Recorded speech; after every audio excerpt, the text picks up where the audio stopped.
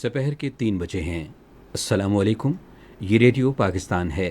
شفیق الرحمان سے خبریں سنیے۔ اہم خبروں کا خلاصہ۔ وزیر اعظم آذربائیجان میں ہیں، جہاں وہ اقتصادی تعاون تنظیم کے 17ویں سربراہ اجلاس میں پاکستان کی نمائندگی کر رہے ہیں۔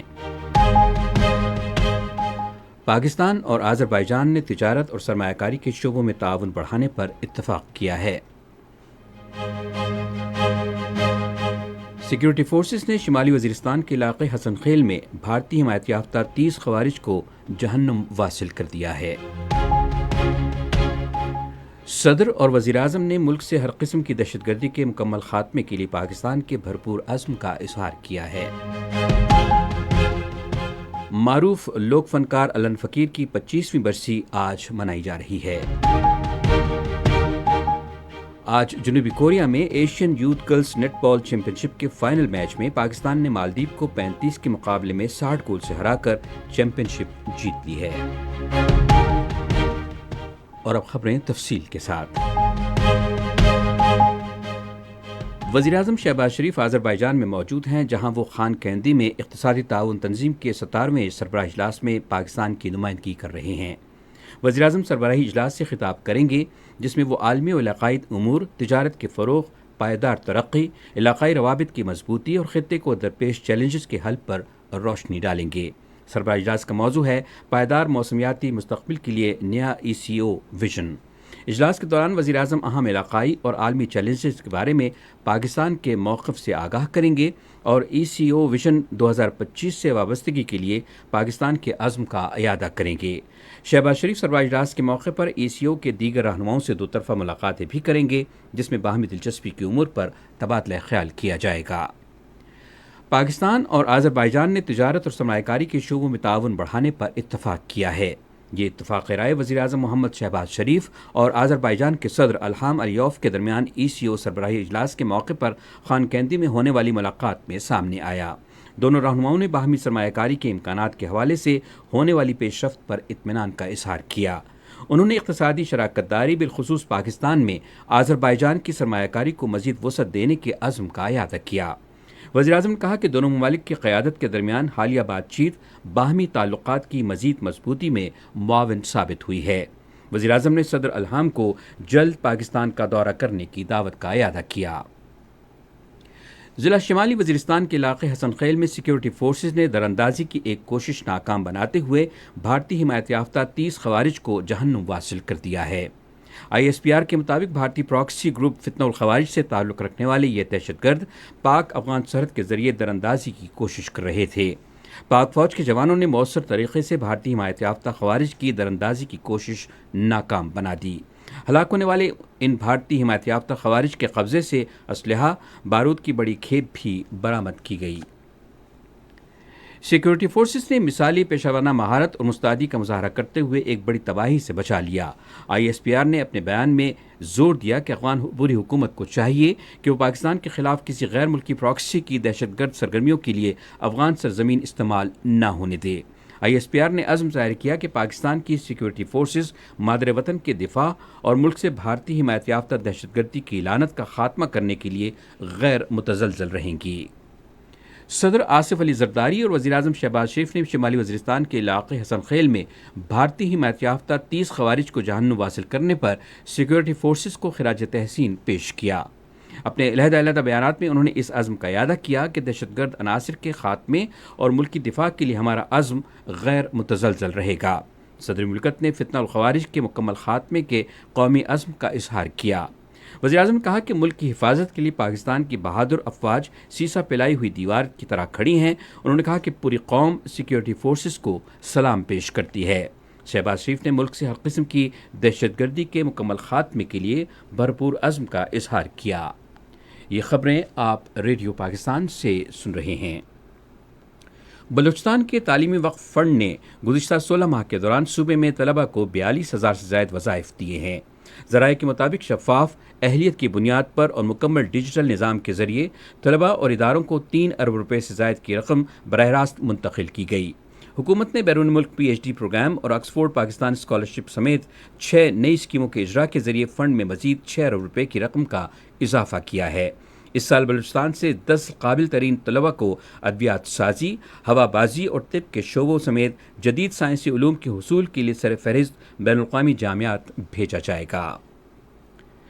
پنجاب کے وزیر صحت اور ڈیزاسٹر مینجمنٹ کی کابینہ کمیٹی کے چیئرمین خواجہ سلمان رفیق نے آج لاہور میں ممکنہ شدید بارشوں کی تیاریوں کے حوالے سے ایک جائزہ اجلاس کی صدارت کی۔ پنجاب کے قدرتی آفات کی صورتحال سے نمٹنے کے ادارے کے ایڈیشنل ڈی جی سید جواد حیدر نے اجلاس کو بتایا کہ اتوار کی رات سے شدید بارشوں کا سلسلہ شروع ہوگا اور اس سال مانسون بارشیں معمول سے 25% زیادہ متوقع ہیں۔ صوبائی وزیر نے متعلقہ حکام کو ہدایت کی کہ وہ نشیبی علاقوں سے بارش کے پانی کے فوری نکاس کو یقینی بنائیں۔ انہوں نے اس بات پر زور دیا کہ بارشوں کے دوران عوام کے تحفظ کے لیے تمام موجودہ وسائل بروئے کار لائے جائیں گے۔ خیبر پختونخوا کے قدرتی آفات کی صورتحال سے نمٹنے کے ادارے نے صوبے کے بیشتر حصوں میں کل سے اگلے جمعے تک بارشوں کے ساتھ شدید گرد آلود ہواؤں کا انتباہ جاری کیا ہے۔ پی ڈی ایم اے کے مطابق تمام ڈپٹی کمشنروں کو موسمی پیشگوئی کے دوران کسی قسم کے جانی و مالی نقصان سے بچنے کے لیے حفاظتی اقدامات کرنے کی ہدایت کر دی گئی ہے۔ ان بارشوں سے دریائے چترال، سوات، پنچکورہ اور دریائے کابل میں سیلاب آ سکتا ہے۔ سیاحوں کو بھی پیشگوئی کے عرصے کے دوران صوبے کے پہاڑی علاقوں کے سفر سے گریز کرنے کی ہدایت کی گئی ہے۔ پی ڈی ایم اے کا کنٹرول روم 24 گھنٹے کھلا ہے اور عوام کسی ہنگامی صورتحال میں 1700 پر رابطہ کر سکتے ہیں۔ تربیلا ڈیم کے اسپل ویز پانی کے اخراج کے لیے کھول دیے گئے۔ قدرتی آفات کی صورتحال سے نمٹنے کے قومی ادارے کے مطابق دریائے سندھ کے نشیبی علاقوں میں پانی کے بہاؤ میں 2,60,000 سے 2,70,000 کیوسک تک اضافہ متوقع ہے۔ این ڈی ایم میں دریائے سندھ کے قریب آبادیوں کو احتیاطی تدابیر اختیار کرنے اور سیاحوں کو پانی کی گزرگاہوں سے دور رہنے کی ہدایت کی ہے۔